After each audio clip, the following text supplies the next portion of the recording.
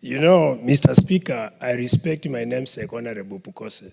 But what I want to remind him, we are talking of medium-term strategy, and we are talking of public debt management system.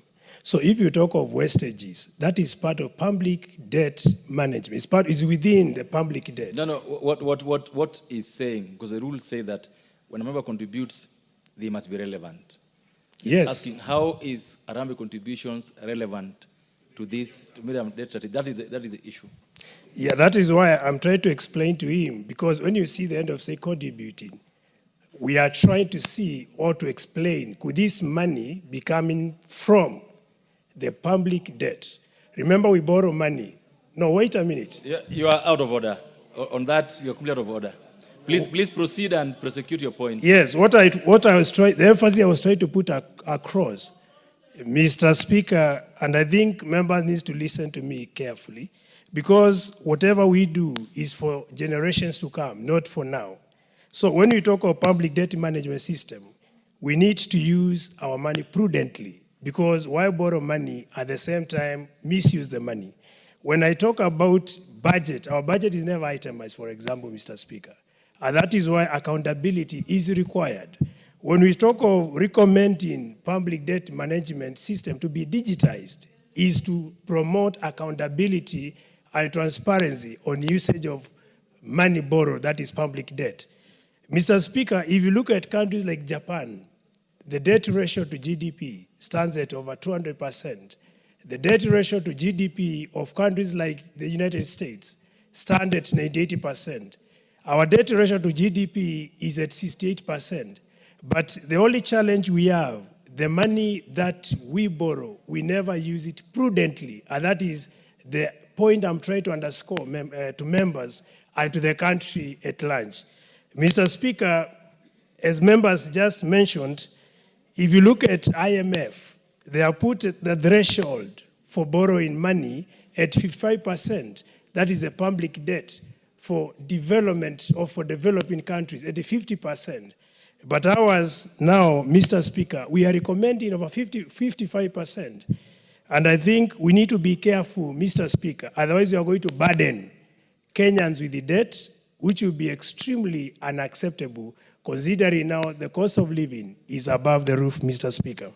So in a nutshell, what I would recommend going forward, and as a way of prudent use of our resources or public management, we need to invest in production, Mr. Speaker, so that we can generate raw materials and also finished products to mitigate importation and to be able to reverse the balance of trade, which is currently negative, Mr. Speaker.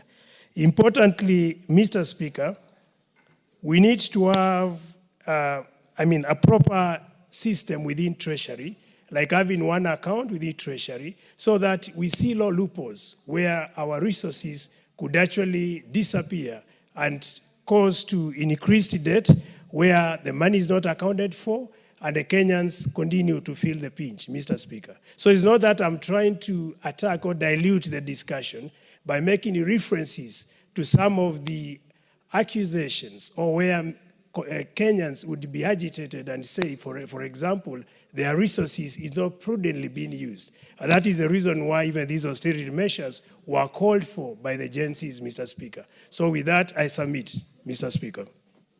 Thank you. Member for Baringo.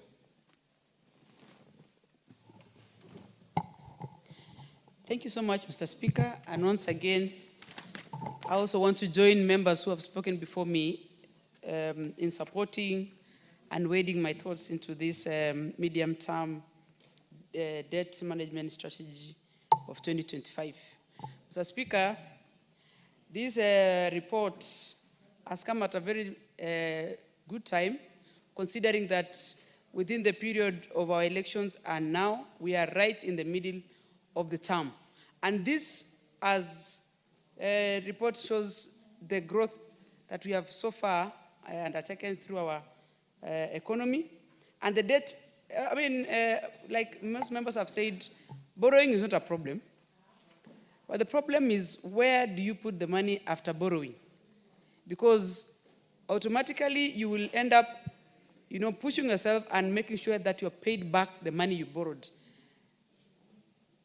in Kenya today, we are grappling on many things, many vices that contribute to wastages, embezzlement of public funds because of lack of proper infrastructures and proper ways of making sure this money is taken care of. And people who handle money, Mr. Speaker, in this case is Treasury, which the report is suggesting that they must, by all means, make sure that they have this single,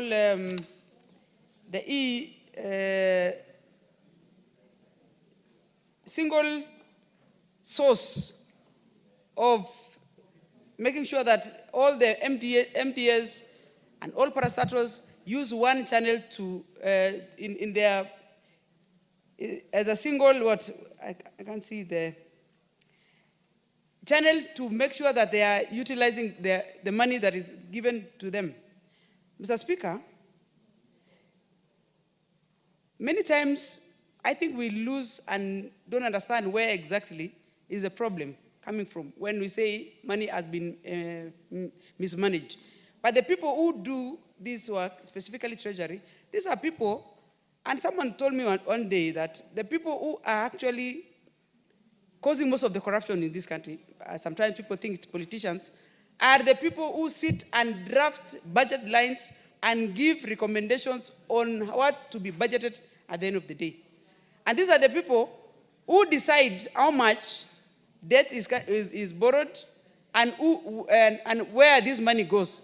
And when we take care of that single entry, we will be able to curb most of the problems that we have here today.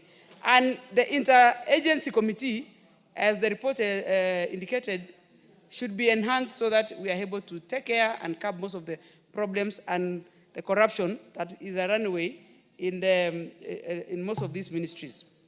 Also, we need to check on the public servants who are career civil servants many times, who have worked in these departments over and over, probably up to 10 years, to 20 years, because there is a possibility of budgeted corruption because of the position they sit.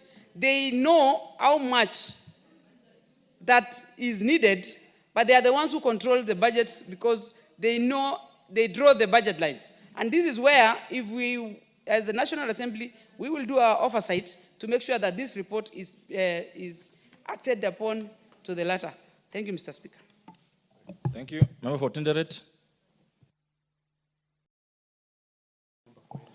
Thank you, Mr. Speaker. Mr. Speaker, I rise to support this report by the Liaison Committee, where I sit as a member. And more importantly, this report is very important because it actually gives strategies on how to manage our debt on the medium term strategy on debt management. Honorable Speaker, this is a policy document which all countries around the globe have. And it is a policy document that has been initiated as a result of world financial crash occasioned by huge debt burden. Across the globe, and even in our homes, in even institutions, we have debt. And managed debt, Mr. Speaker, is very risky, it is costly, it is expensive, it actually depresses economic development. In effect, this particular document or this particular strategy is very good, and I want to